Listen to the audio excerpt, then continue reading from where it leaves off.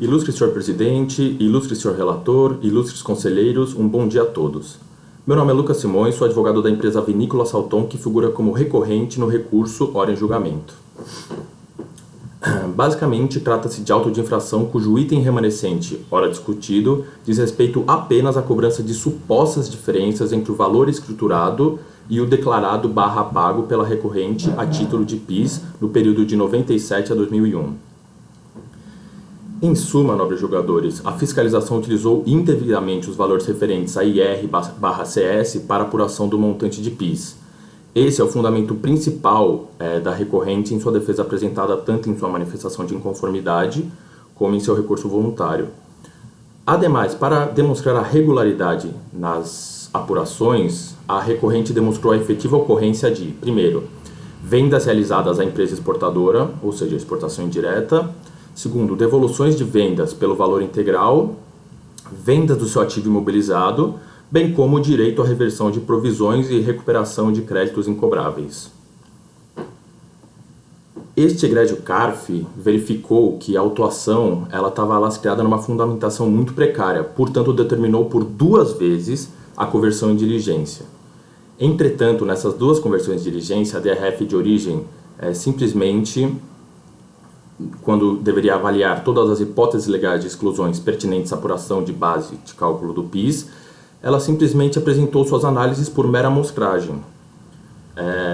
Tanto é que tais fiscalizações eram tão precárias que este egrégio CARF determinou pela 3ª vez a conversão em diligência. E finalmente, nessa 3ª conversão em diligência, a DRF de origem apresentou relatórios com as apurações de cada mês relativos ao presente auto de infração.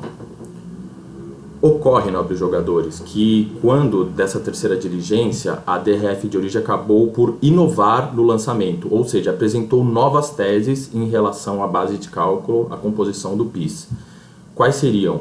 Glosas de IPI sobre devolução de vendas, indedutibilidade do ICMS, da contribuição do PIS e da COFINS, da base de cálculo, e também indedutibilidade do próprio COFINS, isenção sobre as vendas com fins específicos de exportação, deduções referentes a gastos com selos de IPI.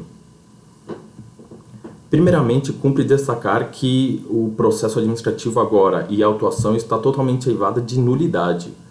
Primeiramente, porque não se pode alterar no curso do processo administrativo a fundamentação utilizada no auto de infração.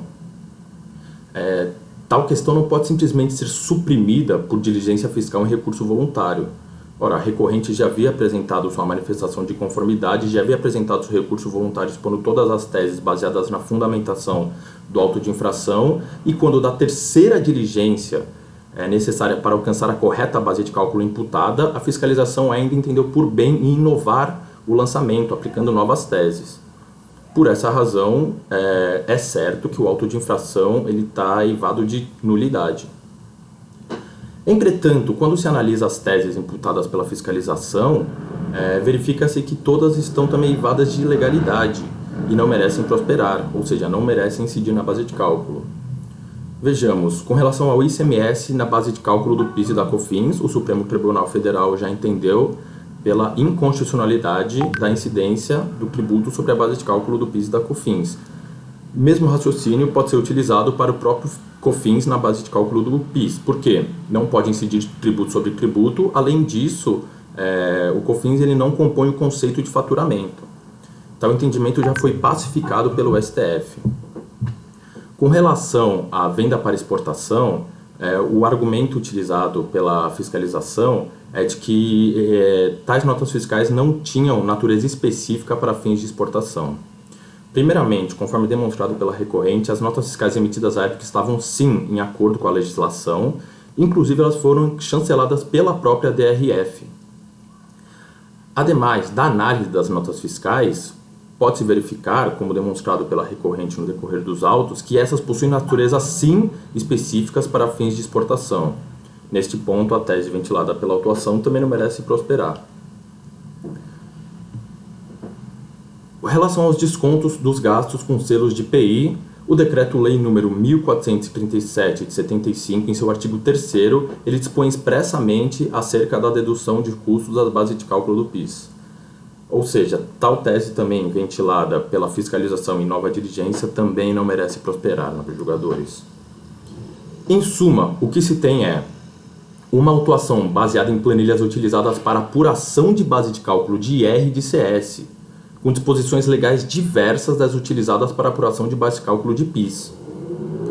Além disso, quando foi determinada diligência para verificar essa apuração de base de cálculo, a fiscalização simplesmente entendeu por inovar o lançamento no decorrer do processo administrativo acerca de teses nunca antes ventiladas nos autos, o que por si só já demonstra a nulidade da autuação. Ademais, restou devidamente demonstrado a ilegalidade das referidas teses, e referidas teses, tanto demonstradas na autuação quanto na diligência, não merecem ser incluídas na base de cálculo do PIS, conforme devidamente demonstrado pela recorrente no decorrer de todo o processo administrativo.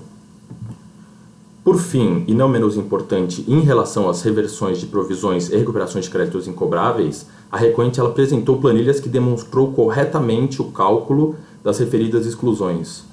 Entretanto, ao que tudo indica, a fiscalização simplesmente não analisou tais planilhas.